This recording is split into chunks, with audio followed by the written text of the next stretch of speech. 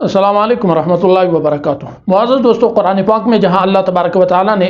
رمضان کے فرض ہونے کا حکم دی ہے کہ کتب علیکم الصیام کما کتب علی الذین من قبلکم لعلکم تتقون، تو اس آیت کی آخر میں اللہ تعالیٰ نے وجہ یہ بیان کی ہے تاکہ تمہارے اندر تقوی پیدا ہو، لہٰذا کوشش کرو اس رمضان میں عادات بنا لو، نمازوں کا، فرائض کا، باجماعت کا، تلاوت کا، اذکار کا، نوافل کا،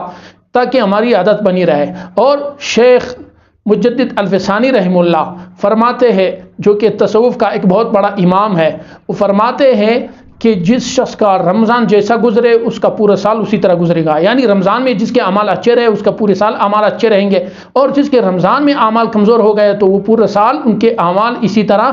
کمزور ہوتے رہیں گے۔ تو اب کوشش کیجئے اور اپنے اعمال کو مضبوط کیجئے تاکہ پورا سال ہمارے اعمال اچھے رہے، اور کوشش کیجئے سب سے زیادہ کہ اس رمضان میں اپنی عادت مضبوط ہو جائے۔